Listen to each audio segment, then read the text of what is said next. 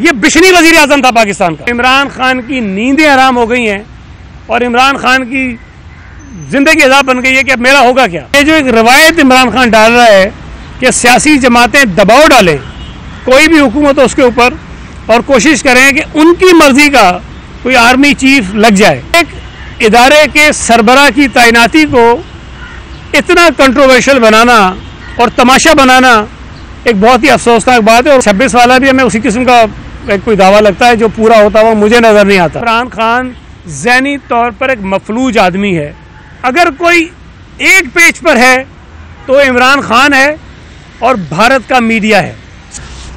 عمران خان صاحب نے جو کل ایک فرمائش نہیں کی کہ انہوں نے جو اپنا وہ ٹانگ مارچ ہے، اس ٹانگ مارچ کو جو گھوم رہا ہے دو زخموں کے گرد چکر کاٹ رہا ہے اور ختم ہونے کا نام ہی نہیں لے رہا تھا، وہ اب کہہ رہے ہیں کہ 26 دسمبر کو وہ راولپنڈی پہنچیں گے۔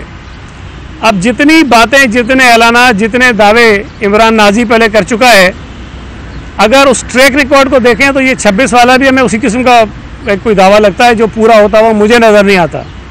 لیکن جو خطرناک بات ہے، جو شاید پاکستان کی یا دنیا کی تاریخ میں کہیں نہیں ہوئی ہوگی، کہ ایک ادارے کے سربراہ کی تعیناتی کو اتنا کنٹروورشل بنانا اور تماشا بنانا ایک بہت ہی افسوسناک بات ہے، اور وہ بھی ایسے آدمی کی طرف سے جو بدقسمتی سے ہمارے ملک کا وزیر اعظم رہا ہو، ایک جماعت کا اپنے آپ کو سربراہ سمجھتا ہے، لیکن ایک عام سی تعیناتی جو روٹین میں ہو جانی چاہیے، جو متنازع نہیں ہونی چاہیے، جو زیر بحث نہیں آنی چاہیے، جو اخبارات کی زینت نہیں بننی چاہیے، اس کو اتنا اس نے زیر بحث بنایا ہے، اتنا متنازع بنایا ہے کہ دنیا بھر میں مذاق اڑایا جا رہا ہے کہ یہ پاکستان میں جمہوریت پسند سیاسی جماعتیں کر کیا رہی ہیں۔ یہ جو ایک روایت عمران خان ڈال رہا ہے کہ سیاسی جماعتیں دباؤ ڈالیں کوئی بھی حکومت ہو اس کے اوپر اور کوشش کریں کہ ان کی مرضی کا کوئی آرمی چیف لگ جائے، یہ روایت بہت خطرناک ہے۔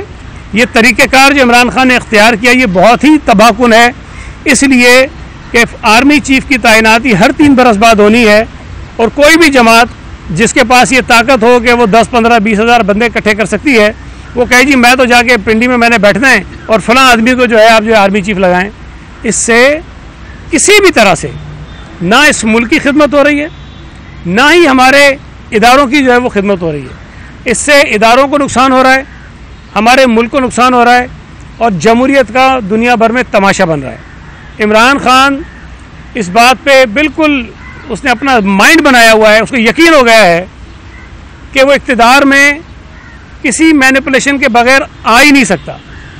جب تک اسے اسٹیبلشمنٹ کا جو غیر آئینی کردار ہے کہ وہ انتخابات میں داندلی کروائیں، وہ اس کو جتوائیں، پھر اس کو حکومت میں بٹھائیں، پھر اس کے بعد اس کی نیپیاں بدلیں، اس کے چھوٹے چھوٹے کام کریں، اسمبلیوں کا کورم پورا کرائیں، اس کا بجٹ پاس کرائیں، سینٹ میں اس کے لوگوں کو جو ووٹ ہیں وہ پڑھوائیں، وہ سارے کام وہ کرتے رہیں، تبھی عمران خان کسی طرح حکومت میں آ سکتا ہے اور چل سکتا ہے۔ لیکن اگر کسی موقع پر فوج نے، اسٹیبلشمنٹ نے یہ اظہار کر لیا اپنا کھل کے، اور یہ طے کر لیا کہ ہم نے غیر آئینی، غیر قانونی کام نہیں کرنا، ہمیں اپنے آئینی دائرے کے اندر رہ کر اپنا کردار ادا کرنا ہے، جو بڑی خوشائن بات ہے، تو عمران خان کی نیندیں حرام ہو گئی ہیں اور عمران خان کی زندگی عذاب بن گئی ہے کہ اب میرا ہوگا کیا۔ اور اگر یہ جو کہتا ہے کہ میں مقبول ترین جماعت کا سربراہ ہوں، تو بھائی مقبول ترین جماعت کا سربراہ ہو تو الیکشن جب ہوگا الیکشن لڑنا، اور مقبول ترین جماعت تمہیں جتوا دے گی، تم جیت کر آ جاؤ گے، اپنی مرضی کے فیصلے کرنا، جو اختیار آج شہباز شریف کے پاس ہے وہ اختیار تمہارے پاس آ جائے گا، پھر تم سارے فیصلے کرنا۔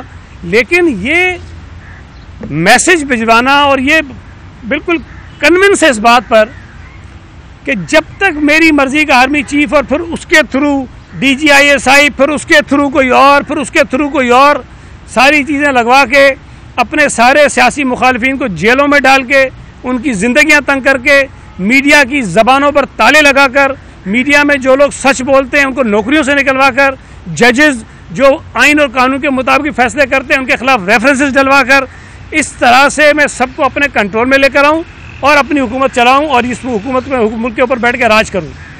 یہ جو عمران خان کا 10 سالہ منصوبہ تہس نہس ہوا ہے، اس منصوبے کے خرابی نے عمران خان کا جو ذہنی توازن ہے اس کو بگاڑ دیا ہے. میں یہ بات بار بار کہتا ہوں کہ عمران خان ذہنی طور پر ایک مفلوج آدمی ہے اور اس کی کوئی سمجھ میں نہیں آتی بات. اس کے ساتھ جو لوگ کھڑے ہیں وہ سارے پریشان ہیں کہ یہ کس پاگل کے پیچھے ہم چل پڑے اور پتہ نہیں کہاں میں جا کر یہ گرائے گا, کسی کھائی میں جا کر ہمیں اپنے ساتھ گرائے گا. میں یہ سمجھتا ہوں کہ وہ ادارے بھی, خاص طور پر عدالتیں, بیوروکریٹس, ججز اور میڈیا کے دوست بھی, جن کو یہ دھمکیاں دیتا ہے, جن کے خلاف یہ جھوٹے الزامات لگاتا ہے, وہ کم از کم اس کو سوال تو کرو. اس سے کوئی اس کو ڈیفیمیشن کے نوٹس بھیجے, کوئی اس سے پوچھے تو صحیح کہ یہ آزادی تمہیں کیا ملی ہوئی ہے کہ جب تمہاری مرضی میں آتا ہے جس کی تم چاہتے ہو پگڑی اچھال دیتے ہو, جس کی مرضی آتی ہے تم اوپر الزامات لگا دیتے ہو اور کچھ نہیں پتا اس آدمی کو. کبھی کہتا ہے کہ جی وہ رول آف لا ہونا چاہیے, تمہیں لا کے ککھ نہیں پتا. کہتا ہے آئین کی بالادستی ہونی چاہیے, آئین کا تمہیں ککھ نہیں پتا. جمہوریت میں ایسا نہیں ہوتا, جمہوریت کا تمہیں ککھ نہیں پتا, اور باتیں تم بیٹھ کے ایسی کرتے ہو. یہ صرف اور صرف دباؤ میں لا کر, بلیک میل کر کر اپنے چھوٹے چھوٹے مذموم سیاسی مقاصد کو حاصل کرنا چاہتا ہے. اور یہ کتنی افسوس کی بات ہے کہ آج جب ہم اس ملک میں بیٹھ کر جو بھی بات کر رہے ہیں, اگر کوئی ایک پیج پر ہے تو عمران خان ہے اور بھارت کا میڈیا ہے, سیم پیج پر ہے. جو عمران خان کہہ رہا ہے وہاں مودی جو ہے وہ خوشی سے ناچ رہا ہے, وہ پتہ نہیں بنگلے ڈال رہا ہوگا. وہاں ان کے جو ریٹائرڈ فوجی ہیں ان کی ویڈیوز آپ بھی دیکھتے ہیں, کیا وہ کہہ رہے ہیں؟ وہ کہہ رہے ہیں کہ جی بھارت نے اربوں روپے خرچ کر کے, سالہ سال کوششیں کر کے وہ کچھ حاصل نہیں کیا جو عمران خان نے پچھلے 6-7 مہینوں میں ان کو وہ مواقع فراہم کر دیے ہیں. یہ کوئی بھی شخص دیکھیں, میں ایک پارٹی کا ورکر ہوں, میں اپنی پارٹی کے مفادات کا تحفظ کرتا ہوں. کئی چیزیں میں ایسی نہیں کرتا جس سے میری پارٹی کے وقار کو, اس کو نقصان پہنچے. میں کوشش کرتا ہوں کہ نہ ہو. لیکن اگر میرے ملک کی کوئی بات آئے تو یقیناً میرا ملک میری پارٹی سے بھی زیادہ بالا تر ہے. میں شاید پارٹی کے مفادات کو سیکریفائز کر دوں گا, کمپرومائز کر دوں گا, لیکن ملک کے مفادات پر کمپرومائز نہیں کروں گا. یہ پاگل آدمی, اس کو یہ احساس نہیں ہے کہ اس ملک نے اس کو وزیر اعظم کیسے بھی جیسے تیسے بنایا. اس ملک کا یہ وزیر اعظم رہا ہے. اس کو اس وزیر اعظم کے عہدے پر فائز ہونے کے بعد یہ کروڑوں اربوں روپے کے تحائف ملے جس کو بیچ کر یہ امیر ہوا ہے. اس کو شرم نہیں آتی ہے؟ یہ اس ملک کے مفادات کا سودا کر رہا ہے. اس ملک کے مفادات کو یہ اپنی انا کی بھین چڑھا رہا ہے. یہ کسی طور پر بھی قابل قبول نہیں ہے. اس آدمی نے کسی ادارے کو نہیں چھوڑا. الیکشن کمیشن, جو میں سمجھتا ہوں کہ بہت عرصے بعد, کم از کم میری سیاسی زندگی میں مجھے اتنا بہتر الیکشن کمیشن کبھی نظر نہیں آیا, جو اصولوں پر قانون کے مطابق فیصلے کر رہا ہے اور اپنے ادارے کو چلا رہا ہے. اس کو اس پر بھی اعتراض ہے, اس لیے کہ اس کی بات نہیں مانتے, اس لیے کہ وہ جو فورن فنڈنگ کا کیس تھا اس کی مرضی کا اس پہ فیصلہ نہیں دیا, اس لیے کہ توشہ خانے میں جو چوریاں اس کی پکڑی گئی ہیں اس کی مرضی کا فیصلہ الیکشن کمیشن نہیں دیتا, اس لیے وہ اس کو برا لگتا ہے. میڈیا جو سارا دن اس کو دکھاتا رہا, اس کی خالی کرسیاں نہیں دکھاتے تھے آپ, بھائی آپ نے اس کو زمین سے اٹھا کے آسمان پہ پہنچا دیا. اس نالائق آدمی کو آپ نے پاکستان کا بڑا سیاسی لیڈر بنا دیا. لوگوں کو دکھا دکھا کے اس کے جھوٹ کو بیچ کے آپ نے اس کو ہیرو بنا دیا. آج آپ کو بھی سب کو کہتا ہے کرائے کے ٹٹو ہیں. وہ اینکر جو اس کے ورکر بنے ہوئے تھے سارے کے سارے, آج یہ کہتا ہے کہ وہ باہر سے پیسے لیتے ہیں. تو یہ سوال میڈیا کو بھی کرنا چاہیے, یہ سوال ان اینکرز کو بھی کرنا چاہیے کہ تمہارے پاس کیا ثبوت ہے کہ ہمارے پاس باہر سے پیسہ آتا ہے. میڈیا کے مالکان کو سوال اٹھانا چاہیے کہ تمہارے پاس کیا ثبوت ہے جس کی بنا پہ تم ہمیں کرائے کے ٹٹو کہتے پھر رہے ہو. یہ چیزیں اگر ہم نہیں کریں گے تو یہ مصیبت جو میرے لیے آپ کے لیے نہیں ہے, یہ مصیبت اس ملک کے لیے ہے. یہ آدمی اس ملک کی معیشت کو تباہ و برباد کرنا چاہتا ہے.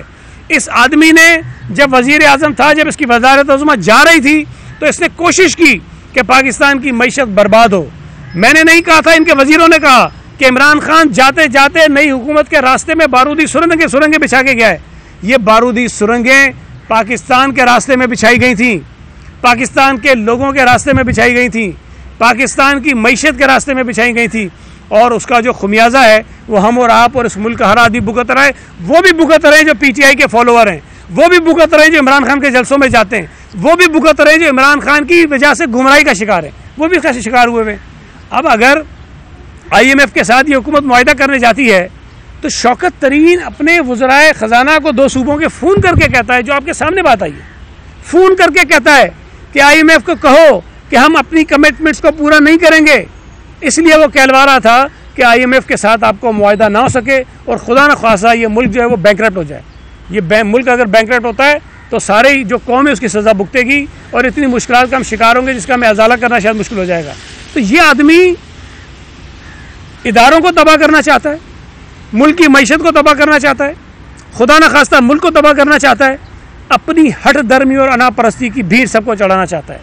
میں گزارش کرنا چاہتا ہوں ان لوگوں سے جو اس کی گمراہی کا شکار ہیں، جن لوگوں کو اگر چلے میں مان لوں for the sake of the argument بہت سارے لوگ ایسے ہوں گے اس ملک میں جن کی اپنی سوچ اور اپنے سیاسی نظریات ہوں گے، جن کو پیپلز پارٹی اور نون لیگ نہیں پسند ہوگی. بھئی آپ آزاد ہیں ان کے خلاف ووٹ کریں، آپ آزاد ہیں اپنی مرضی کی پارٹی کو ووٹ دیں، لیکن جس طرف یہ پاگل آدمی آپ کو لے کے جا رہا ہے وہ پیپلز پارٹی اور نون لیگ کو نقصان پہنچانے کی بات نہیں ہے، وہ اس ملک کو، اس ملک کے اداروں کو نقصان پہنچانے کی بات ہے. یہ جب ہم کہتے ہیں کہ یہ مودی کا پولنگ ایجنٹ ہے، چیف پولنگ ایجنٹ ہے، تو ان کو مرچیں لگتی ہیں. یہ ثابت ہو رہا ہے آج جو تعریفوں کے پل اس نے باندھے ہیں مودی کی پالیسیوں کے. آپ مجھے بتائیے کہ مودی کو الیکشن کمپین چلانے کی ضرورت ہے اپنے ملک میں؟ جب وہ جا کر یہ کہتے ہیں کہ پاکستان کا وزیر اعظم دیکھو کیا کہتا ہے مودی کے لیے، اس نے تو وہاں کی باقی جماعتوں کو دفن کر دیا ہے.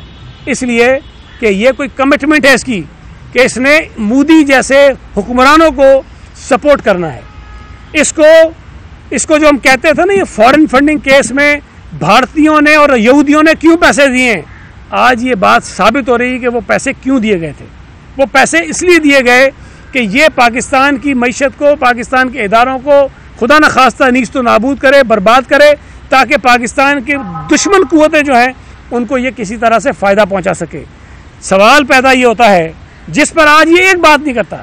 بھئی تم نے کہا تھا کہ میں 1 کروڑ جو ہے وہ نوکریاں دوں گا، اس کا سوال تم اس قوم کو دو. تم نے کہا تھا میں 50 لاکھ گھر بناؤں گا، اس کا جواب تم اس قوم کو دو. تم نے کہا تھا کہ میں کرپشن کا خاتمہ 90 دن میں کروں گا، تم اس سوال کا جواب اس قوم کو دو. تم نے کہا تھا کہ میں اس ملک کے تباہ شدہ جو ادارے ہیں، اسٹیل میل ہے، ریلوے ہے، PIA، بے شمار ادارے ہیں، تم نے کمپنی بنائی تھی، تم نے کہا تھا کہ 100 دن میں ان کو میں ٹھیک کروں گا اور میرٹ پر ان کے سربراہ لگاؤں گا، اس کا جواب تم دو. تم نے کہا تھا کہ کرپشن کے خلاف تم نے جنگ شروع کی تھی نا، جو تمہارے دور حکومت میں کرپشن ہوئی ہے گوگیوں اور گوگوں نے جو کی ہے، اس کا جواب تم اس قوم کو دو. کہ پنجاب میں پاکستان کی تاریخ میں اتنے تبادلے نہیں ہوئے جو تمہارے 3-3.5 سالہ دور میں ہوئے تھے، اس کا جواب دو کہ اس کے پیسے کون لے رہا تھا، کیوں لے رہا تھا. تم اس گھڑی کا جواب دو. ہم تو ایک گھڑی کو لے کے بیٹھے تھے، اب تو نئے قصے آ رہے ہیں. ایک گھڑی نہیں ہے، پتہ نہیں کتنی گھڑیاں ہیں، کتنے ہیرے جواہرات ہیں، کتنے زیورات ہیں جس کے تحفے اس کو ملے. اور اس لچے آدمی نے، جس کے لیے میں نے کہا تھا ایک لفظ سندھی کا بشنی، یہ بشنی وزیر اعظم تھا پاکستان کا. یہ پاکستان کی تاریخ میں ایسا کوئی آدمی نہیں ہے ہوگا جو یہ بشنیوں جیسے کام کرتا تھا. یار کوئی حد ہوتی ہے.